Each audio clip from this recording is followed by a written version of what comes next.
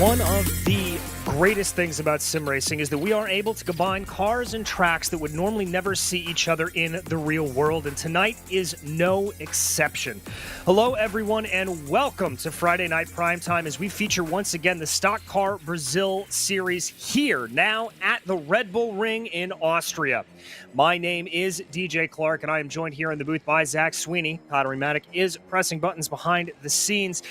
Zach, we were talking before the broadcast just how exciting of a pairing this is going to be, and I've got to think we are in store for some absolutely incredible racing here today. Oh, absolutely. It's a track that just breeds overtaking. It's virtually designed to bring a good race. Of course, we've got 3 consecutive very long straights separated just by the tight and twisty infields for a very short time. So, you know, coming out of turn 1, you got that long slipstream all the way down to turn 3, then again all the way down to turn 4. It really is going to be a race to watch. And of course, these stock cars, the massive, just incredibly sounding engines, but they're also very powerful engines as well. So I cannot wait.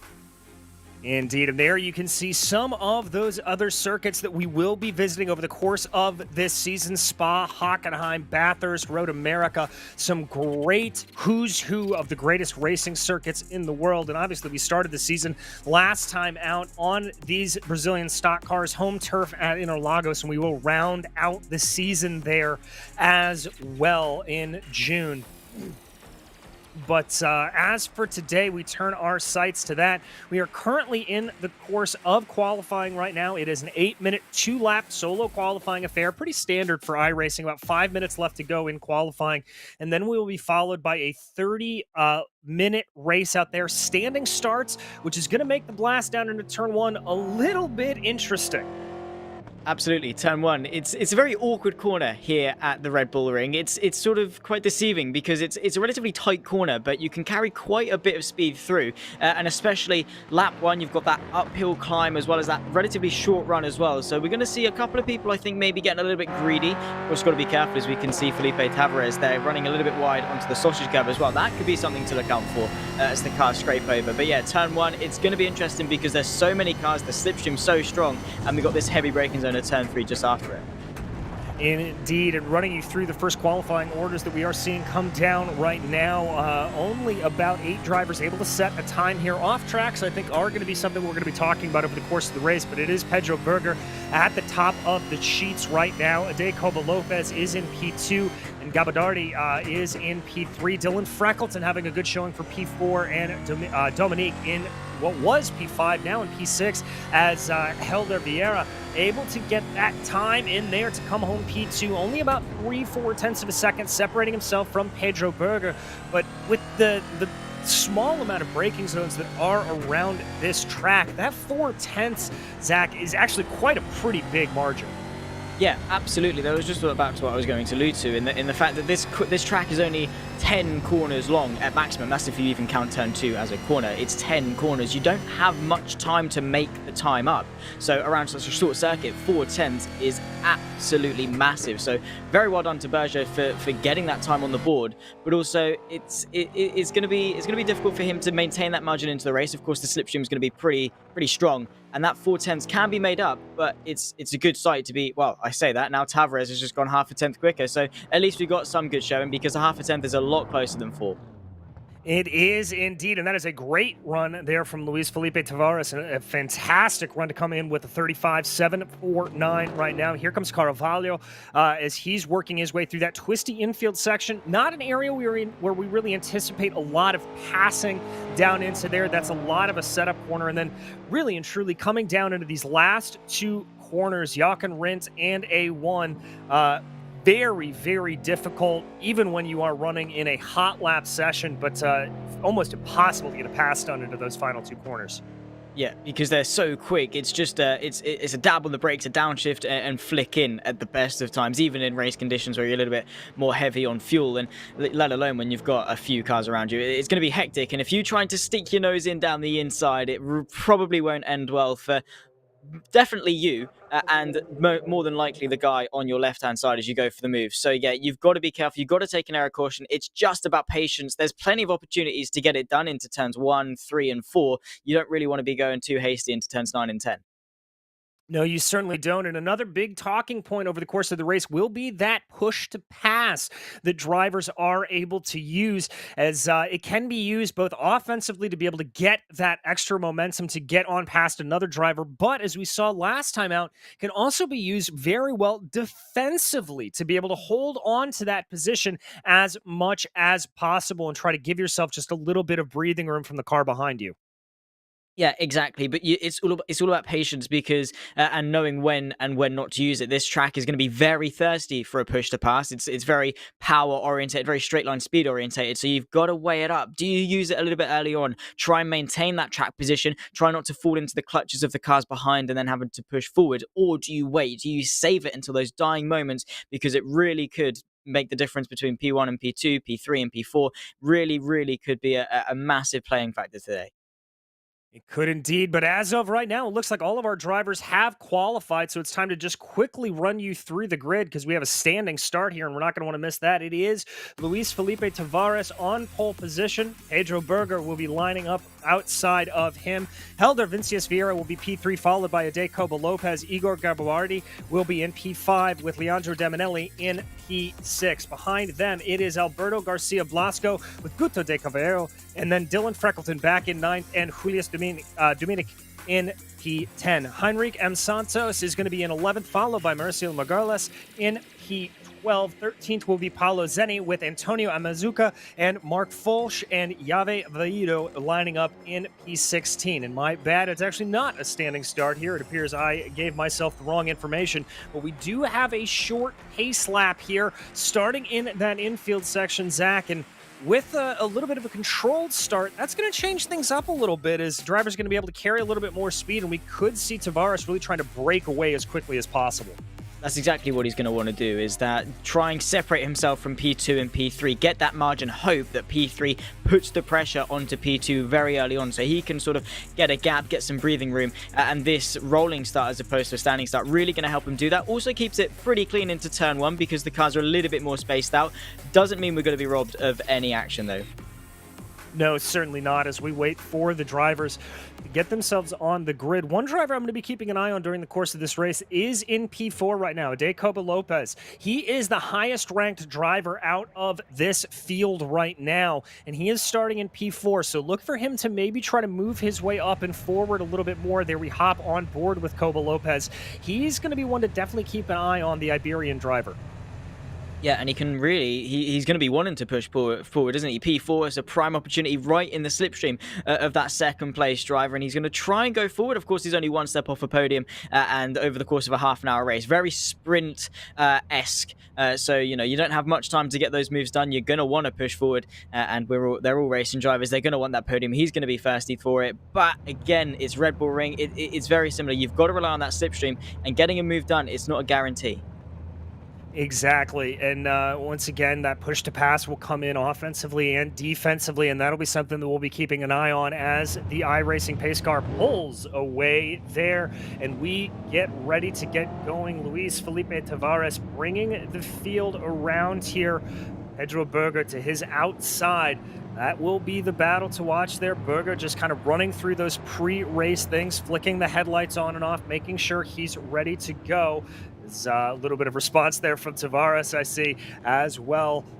Waiting here to go. This is a very early commitment for the pit lane, so the pace car will be off quite early here in the lap. There you can see it as it just pulls off to the side, giving control of the field to Tavares, and Tavares already getting on the loud pedal. Flag not even in the air yet before he is on it, and that is P4 off there. That is Vincius Vieira having a very rough ride around the outside. Jacobo Lopez already up one position, but up front it is Tavares and Berger as they go down into turn 1. Everybody relatively single file as they work their way through the corner. Everybody keeping it nice and clean. And Zach, here's the first time we get to see that draft. Here we go then, down the straight towards turn 3. Just look at them, they're in a conga line, just tucked up nicely behind each other, maximizing the slipstream. Move for P4 a little bit further back. You can see the number 9 on the outside of the number 4. Can he get it done? Got to be careful of the cars behind. That is exactly the number 8, going to snip up the inside. That's Dominelli going up the inside. And yeah, it's all about maximizing as best you can. It's just like karting, everyone's single file, and as soon as you see a gap, you've got to go for it. Exactly. As we continue to kind of keep our eyes focused around up front, it looks like Jacobo Lopez has been able to close up what was a little bit of a gap up to Berger and Tavares up ahead of him. They dive down now into the infield section for the first time. 1, 2, 3, starting to build a little bit of a gap behind them back to Helder Vincius Vieira. That gap holding at about 1.3 seconds as the top 3 start to streak away. Yeah, it's turning into very much a 3-horse race. Vieira is going to be sort of signaling or trying to say to Gabbardi just to sort of say, come on, we need to push. Don't fight me. We need to get after those front 3 because we cannot lose touch of that slipstream. As soon as they do, it's pretty much game over. And of course, Lopez is going to be hoping that Berger and Tavares go side by side so he can get into the mix. But yeah, certainly at the moment, these 3 stretching their legs out in front. Yeah, starting to stretch their legs wide. Runs there for all 3. It looks like Jacobo Lopez lost a little bit of time coming through that final sector there as they work their way across the start-finish line here to complete lap 1. About a minute 36 is what we're running. Big chunk of the inside curve there for Luis Felipe Tavares. That could set him up for an opportunity here. Pedro Berger certainly knows it. He is going to be tucking right up behind in that draft. He's only about 0.15 of a second behind. That gap starting to close down a little bit. Doesn't look like he's going to make a move, but it is going to be Cobo Lopez making a move down to the inside, looking for the 2-for-1, locking up the right front. Oh, bloody brilliant racing between these guys. You can see Berger trying to get the switcheroo, trying to go underneath them side by side with Lopez as they run down in towards turn 4. One on the outside, Lopez on the inside, trying to get up into second place. You saw he went for that absolutely audacious send and going for it again for the race lead, but again just having to tuck in. And here's Vieira. This is what he was hoping for. Now it's a 4-horse race. Exactly, that little scuffle has brought Vieira back up, and what was a 1.3-second gap is now completely eliminated. But Igor Gabardi behind them, he needs to be trying to make up some time as he's got about a second. 4-horse race here up at the front. Tavares continues to lead Coba Lopez. Oh, that's a car around. That's Gabardi. That is such a shame for him. He was right on that tail end of that 4-horse race, wasn't he? Pushing a little bit too hard. Probably got a little bit impatient, a little bit sort of like, I can see them, I'm going for it. And it's a very, very easy mistake to make. Probably just clip the gravel or the grass on the outside, and that is a big, big shame. In a half-an-hour race, it's going to take a lot to bring it back. It certainly is. We check out that replay. Looks like he was good going into the corner. Where was the clip? Ooh, looks like he just carried too much speed there. I don't think he clipped the grass at all. Just a little bit too much speed coming around that the first part of the infield. It looked so. Probably went a little bit too hot on the brakes and, of course, had a little bit too little weight on the rear end. And that, of course, just destabilized it a little bit. But coming on to the third lap, you can see Berger tucked up nicely on Lopez. He's not going to be wanting him to stay in front of him for too much longer, but they have to think of the long game. You can see practically pushing him through. And I don't think he's too interested in making a move, is Pedro Berger, because they got to push. They cannot let Tavares get out of their sights. No, they really can't. And one thing we haven't really talked about is, frankly, the tricky braking zone that is going into Remus there. Because if you go too far to the inside, as we've got the pass, here comes Berger coming through. That smells a little bit like a push-to-pass maneuver for me. A great job to be able to push his way up forward. The number 3 car back into second place where he started. Coba Lopez up 1 on the day. Helder Vincius Vieira down 1. Those two just swapping around. A little bit of separation here in this leading group, but with the gap between 1 and 2 only 0.6 of a second, that's still within operating draft range, and that is going to be good news for Pedro Berger. Yeah, absolutely. He's going to be wanting to get on with it. Of course, probably used his push to pass. Was not hard fought by Lopez at all. But Berger probably just thought, I need to be the one leading the way in this train. But again, being second place in a 3-car train, you're having to look forward, you're having to look backwards. It's probably the most pressurizing place to be of the 3. But he obviously is confident that he can push on, get the gap to Tavares, and it seems to be working. He's clipped off a little bit, around about half a tenth through that final sector, which seems to be Tavares' weak point around this circuit, which Berger clearly knows, and he's clearly going to try and use that to his advantage. He is. Looks to be a little bit later on the binders, going down into turn 1 as Pedro Berger sets the fastest lap of the race last time out. He's got that gap down under 0.6 of a second, and now he's just hoping that the draft is going to do its job here. Helder Vincius Vieira looking like he's falling off the back of this train a little bit. He's down to about 1 second behind Coba Lopez as they work their way now down into that Remus corner. Very, very tricky there. There is so much camber down on the inside that it can actually throw you off a little bit, almost a little bit of a bump there by as much camber as it is. Those gaps staying relatively equidistant here as they go down the backstretch. Yeah, but once Berger gets close enough, that slipstream, that draft is really going to help him close the gap. It's like a tow hook. He just latches onto the rear wing and reels him in over and over again. So the closer you get, the more the slipstream is going to work in your favor, and that seems to be the theme because Berger's all over the rear end of him. Unfortunate for Vieira because he seems to be unable to really get onto the back of these top 3. That's someone round. I think this is Freckleton tumbling down the order. Again, very easy mistake to make at turn 4, but yeah, the Red Bull Ring, Austria, it's a very, very punishing track.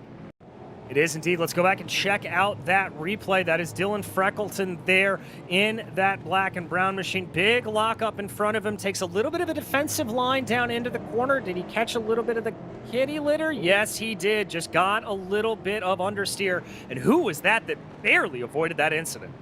Reflexes. You said the kitty litter was the gravel. He certainly has cat-like reflexes to avoid that one on the inside. But yeah, luckily still in this race. Probably lost a little bit of time. I think that was Carvalho, but I'm not entirely sure. Might have been Dominique, but we'll have to wait and see. This is Berger on the back of Tavares. He's going to have the slipstream. Is he going to use his push to pass? Is he interested in getting into the race lead this early on with still 23 minutes left to go? 2.5 tenths between them as they go towards turn 3. But we've seen before, Berger does not like to wait around.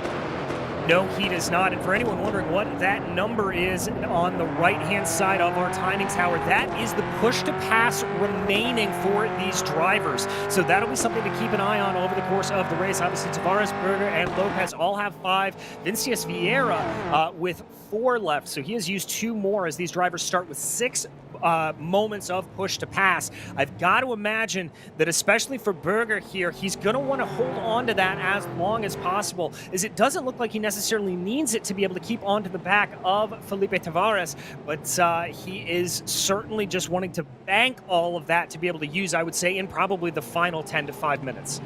Yeah, absolutely, completely agree. He wants to strike when he can't be counter-attacked. That's what he's going to be thinking, because if he uses all his push to pass now and gets through, fantastic, but you've still got 20 minutes, still got a good 10, 12, 13 laps left of the race to go in the span of 20 minutes. That's still a long time, and you're going to be completely vulnerable, especially if Tavares, especially if Lopez and Vieira all keep their push to pass. You're going to be a sitting duck down the straight, so you've got to play the long game. Even though it's only a 30-minute race, might think it's not really that long of a game. You just get going. It's a sprint race. No, even in these shorter races, you've got to think long game. You've got to be thinking where you're going to be come the final 5. Well, come the checkered flag. That's the most important thing. But setting yourself up to be in the best position possible for that final 5 minutes. Indeed, as Berger again has the fastest lap of the race. Looks like he's dropping back a little bit there, and that is because Tavares has used one of his push to passes to try to escape a little bit. Berger also using it, Lopez using it, so all 3 of your top 3 using their push to pass there. Special thanks to Connery Maddock, our director and producer here, giving us that information. We ride on board now with the Dacoba Lopez. Pedro Berger right back where he was. I said he lost a little bit of time coming up into Remus. He's been able to gain that right back up, and this is all about that mental pressure I think that Berger can exert, seeing if he can force a mistake out of Luis Felipe Tavares. Absolutely, play the mental game, put that pressure on, fill his rear view mirror and just say, I'm here, I am not going anywhere. You can use your push to pass, I've still got the same amount as you, I can use it as well, I can sit right here, right under your rear wing and not go absolutely anywhere. And Tavares will be looking forward, trying to keep that pace up, but he's got the number 3, he's got Berger right there, and when you're racing it for a race victory around a place like the Red Bull Ring, it's intense. And of course you've got to be careful of Lopez and Vieira, because they're still well and truly in the mix. But if you're Tavares, if you're Berger, do you want to turn this into a 2-horse race? Do you work together? Because Lopez is 1 second back. If you two can break 3 of the slipstream and go forward for the next 15 minutes, it's just you two. It's a 1v1 for the final 5 minutes. You're not really fussed about anyone else behind you if you can pull it off. So are they going to work together? Well, that's the real question here. I would have to think that they would, is you're going to have a better chance of winning if it's just a 1v1 battle. Right here, there you saw Berger just kind of poking his nose outside of the slipstream a little bit, trying to fill those rear view mirrors, playing that mental game that we talked about, trying to see if he can force an error out of Tavares. Tavares, a wily veteran here, not completely immune to it. Rather, he is not breaking away from it whatsoever. As all drivers, nobody using push to pass. It looks like Vincius Vieira may have used it on that last time. And it really looks like here's that kind of surprisingly, the early uses of this push to pass aren't necessarily to be able to get by another driver. It seems like it's being used to be able to just keep in that slipstream of the driver in front of you. It's so crucial, isn't it? It's like tracks like here, Spa, Monza, places like that where you have to. It's so crucial, especially at the Red Bull Ring, because you don't have much opportunity to make that time back up, as we were alluding to in qualifying. If you fall out of that slipstream, it's going to be very difficult to get back into it, so you cannot let them go. You have to sit there right under their rear wing. Of course, you can rely, like Vieira did a little bit earlier on people battling in front of you, but you can't hedge your bets on that. You can't hedge your race on that fact. You have to do it. You have to stay with them, because if you lose the slipstream to those in front, more than likely you might drop back into the pack of cars behind, and that is not what you want, because once you get overtaken once, chances are you're going to get overtaken twice, 3 times, 4 times, depending on how big that pack is. It's going to be very crucial to latch onto that guy in front of you. Yeah, indeed it is, and it looks like here that Berger is absolutely latched onto Tavares up ahead of him. Neither one really interested in trying to make a move here. The 2 Brazilians at the front. In fact, it is in the top 5. It is 4 Brazilians. Little bit of use of push to pass there. We're seeing Berger and Lopez both using theirs. Lopez able to close in a little bit more. He's been able to get that gap down, and here comes the move. This is going to be Berger working to the outside, using that push to pass, and he is on by Tavares. That was a pretty clean and cut maneuver there. Yeah, absolutely. Easy as he'd liked it. Really wasn't hard fought by Tavares. Of course, he didn't opt to use his push to pass. Bit of a waste from Lopez, I would imagine. Of course, he broke away from Vieira. Didn't make much headway on the top two, however. But Berger, yeah, very much now consolidated in control of this race. But don't forget that Tavares, he's got one extra bit of push to pass. And we've seen how powerful it is because Berger, with the slipstream, with the push to pass, just sailed on by Tavares. And he had absolutely nothing Tavares could do to that. He had nothing to say. It was just look to his left. Oh, there's Berger. There's the race lead gone. Nothing he could really do. But now it's crucial. Tavares knows he's got the advantage, whether that's mental, whether that's the fact he's got an extra push to pass. He needs to sit there, needs to put the pressure on, and he cannot let that number 3 car get out of his sights. No, he certainly cannot, but it has to be said, they're watching Tavares through those last couple of corners coming through Jochen Rindt and going down into A1. Looked like that car was a little bit unsettled, like he was fighting a little bit of oversteer there, just a hair out of control. And the times show it. He's dropped down to about 0.6 of a second, getting a big toe here, obviously, as he uses push to pass. So there he goes. He is on it. He's going to have a look up to the inside here, going into Rauch. Doesn't look like Berger was all that interested in giving him the space, and Tavares pays that favor back in kind, pushing him a little bit wide and out onto the sausage curbs. But we are going to be right back to where we were. And do my eyes deceive me, or is there some damage on Tavares' machine?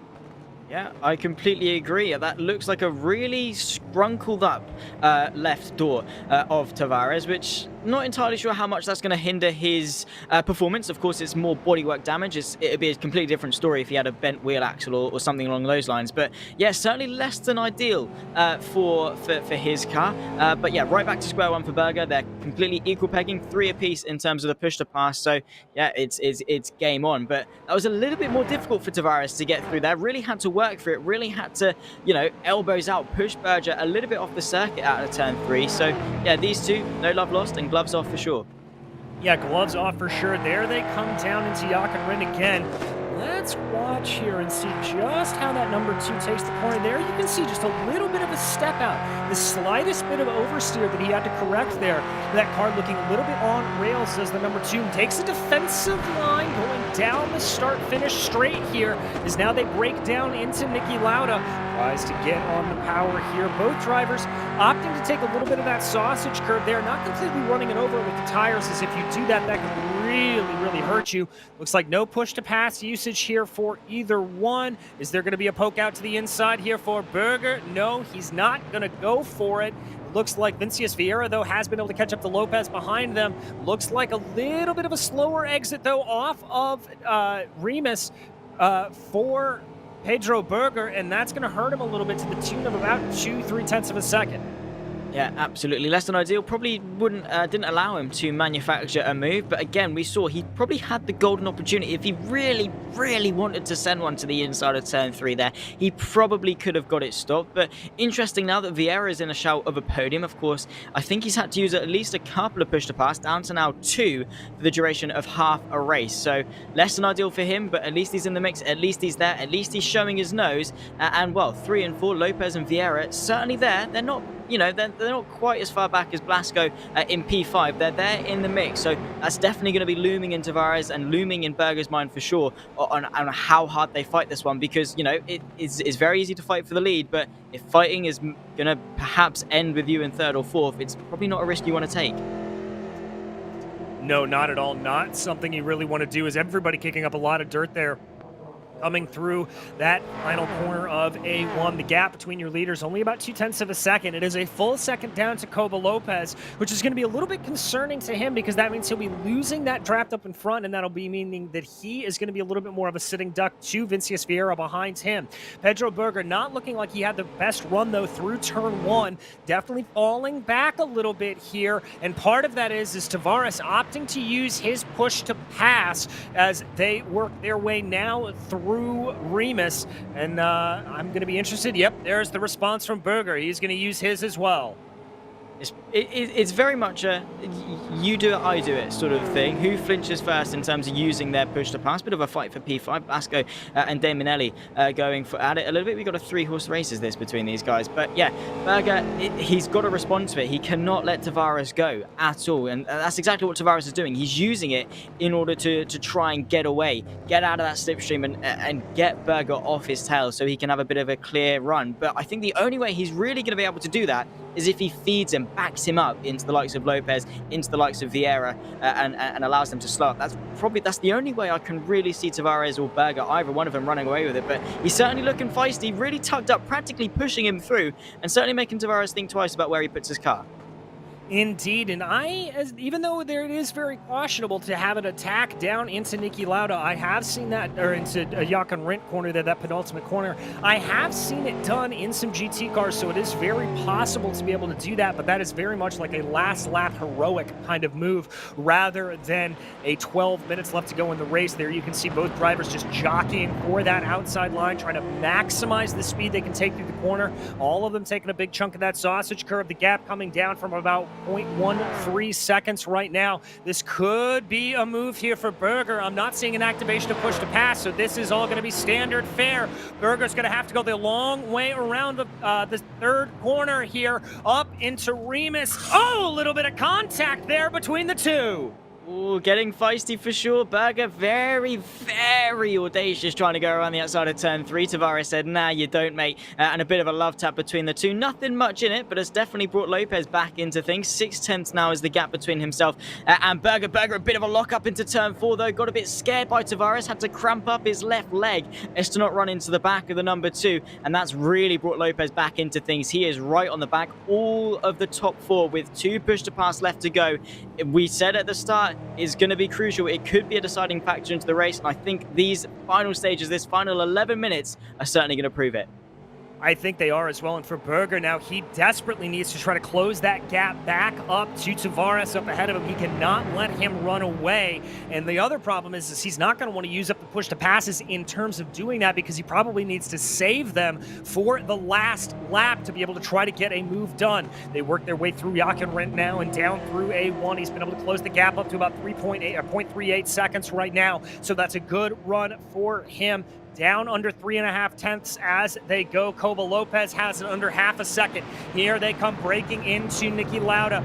Coming up through the corner. Everybody's still taking a good chunk of that sausage curve and not affecting these Brazilian stock cars nearly as much as anything else. The gap between your leader and P2 coming down under 0.2 of a second. I don't anticipate to hear a move from Berger, but he certainly gives a little bit of a feint to the outside. He's just trying to line up into the corner now as we tick down closer and closer to 10 minutes to go in this race. Who's able to get the best run? But closing up behind today, Coba Lopez and Helder Vincius Vieira. This could be another 4-way fight here. Berger under 0.2 of a second, under 1/10 and a half as they work their way down into Schlossgoal. Here we go as he line up a move to the right-hand side. Down under brakes. Here comes Berger to the inside of turn 4, but Tavares says, no, you don't. The long way round at turn 4 definitely allowed Berger to have the inside. He's got the better run, and into the race lead goes Berger. Berger has that done, and now Coba Lopez is looking a little bit interested. That is going to be Tavares offline as they come down into the first corner of the infield section. He's going to have a little bit of a fight back through Earth. They come down into Rauch. Is that going to be Tavares trying to stick it out and around? It is. He's trying to push Berger offline to the best of his abilities. It doesn't exactly work, and here comes Coba Lopez. He goes, and he's up into second place, convincingly so, side by side, in towards turns 9 and 10. Lopez has got the move done, and for the race lead as well. Here comes Lopez. Berger, the long way round contact, and there goes Tavares Lopez into, that is such a shame. Ade Coba Lopez, and he spun round again. His golden opportunity to get involved in this race, golden opportunity to get right into the mix. And that's ended in absolute calamity for him with 8 minutes left to go. That's such a shame, but oh my word, was it good racing. It was indeed, and there you can see absolutely brilliant stuff here from Tavares, just trying to force Berger offline. A little bit of contact there between the two. That's what allowed for Coba Lopez to be able to get that move down to the inside. And as he goes down now into Jochen Rindt, you can really see, I think this was just an issue of trying to make that a little too narrow. No, there was contact there between him and Berger. Yeah.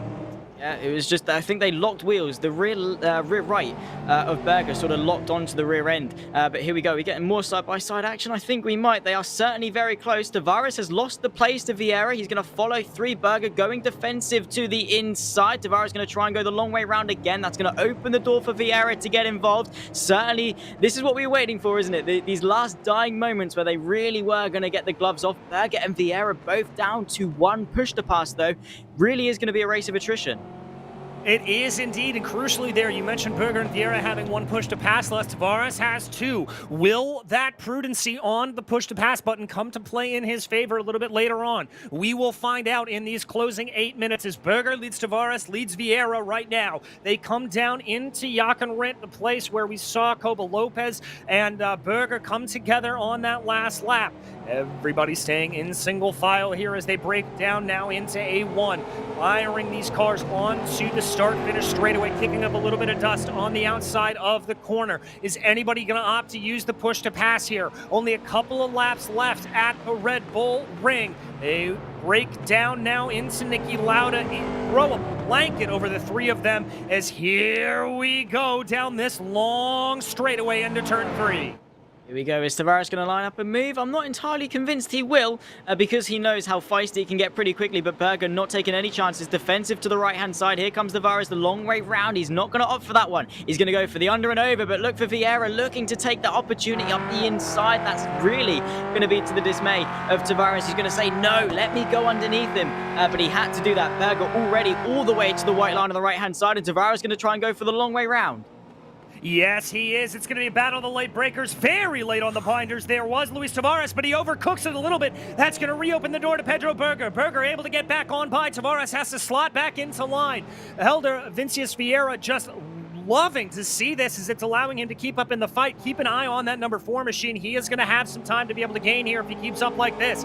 Tavares now just directly behind Pedro Berger as they dive down now into Verth, trying to keep it out there. A little bit of oversteer. That rear end of the number 3 for Pedro Berger flying out around a little bit all over the place, but they line up here. 6 minutes to go. Going down into Jockenrit. This is the setup time for Tavares. Is he able to get the run here to set him up for a good pass going down the backstretch into turn 3?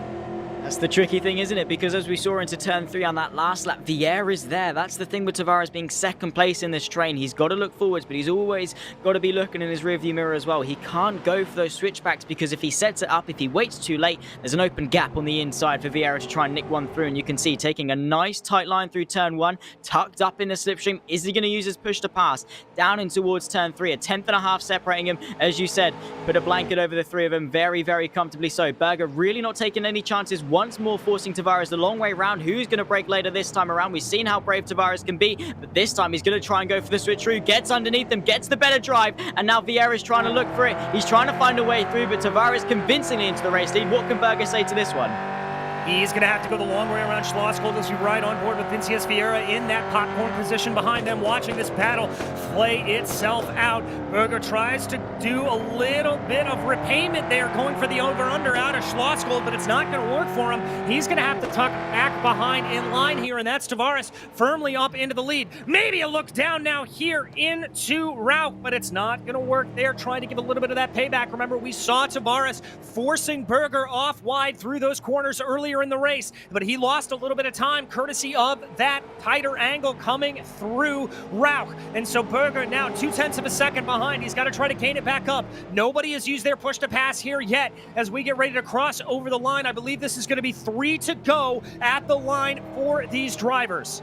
Yeah, I think you're going to be right, but that's the thing. Now Tavares is in front. He is firmly got one hand on the top step of the podium. He's still got 2 push to pass left. It's all on Berger. It's all on Vieira. They've got to get through, and they've got to make sure they use that push to pass wisely because Tavares, he's got something in reserve. He's got something to say if they can come back through. So Tavares doing everything he can in order to consolidate this race lead. Only 3 to go. As the corners dwindle down, as the laps dwindle down, so too do these opportunities to try and get through, but Berger's not going to wait around. He's going to try and get in haste and try and get back through.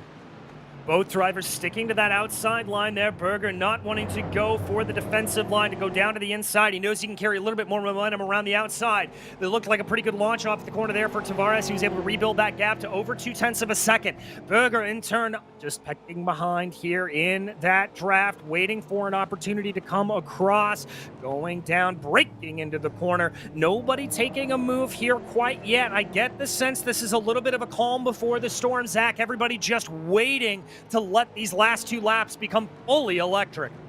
Absolutely. It's going to be who flinches first in these final couple of laps, similar to sort of the first 20 minutes of this race, as a case of waiting for that golden opportunity to seize your moment, seize your opportunity to get into the top 3 places. And shout out to Vieira, by the way, because he certainly hasn't been the quickest guy. This is Julius Dominique. I think he's had some troubles flashing his lights, not probably too happy with the man just in front of him there in P7. But shout out to Vieira. He certainly hasn't been the quickest of these top 3, but utilizing his patience, utilizing some really good racecraft, he's put himself firmly in the mix. Yeah, it certainly has. Just sort of patience and discretion being the better part of valor here for Vincius Vieira. A fantastic run for him as we cross over the line there and getting the 2 to go signal from Barney, the flag man, as there Tavares using one of his push to passes. So this is going to give him a little bit of an advantage here as they come down this long straightaway going down into turns 2 and 3. For Berger here, he does not want to have to use it at this point. He wants to be able to try to hold it in because he's only got 1 left, and he probably wants to use that on the final lap, but the gap is up at about 9/8 of a second right now. Berger gets a better run off of the corner, and he's able to start to pull it back down a little bit, but all of your leaders here, only 1 push to pass remaining. How big of a storyline is that going to be in this final lap? Absolutely massive. Berger's got to maximize these infield sections. These are really the key moments to make up some time back on Tavares, and it's going to be equal pegging. We've seen before the push to pass, very reactionary. One uses it, probably the entire top 3 are, but Berger and Vieira, they can't afford it. They've got to wait for that final lap. They've got to wait for that final lap in order to seize their opportunity, trying to go up the inside, probably a turn 3 or turn 4, but we've seen moves into these infield sections of turn 5, 6, and 7, so never say never in terms of races. And well, we've seen how hard, how fierce these 3 will fight, and well, final lap stakes are as high as they've been for the last half an hour, so don't expect anything less than absolute carnage. Exactly. Under 0.5 of a second here. Vieira has used his last push to pass, so he is essentially going to be out of that. Barney, the flag man, waving the white flag here. This looks like a 2-horse race between Tavares and Berger, as it has been for the majority of this race. Diving down now into Niki Lauda. Looked like Berger took a little bit of a wider line, but caught a little bit of oversteer at just after the apex of the corner. That could hurt him a little bit. Tavares and Berger both waiting to use that push to pass until the last possible minute. I anticipate them using it here coming off of Remus. Diving down now into the corner, heavy onto the brakes. Here they go, trying to see what they can do.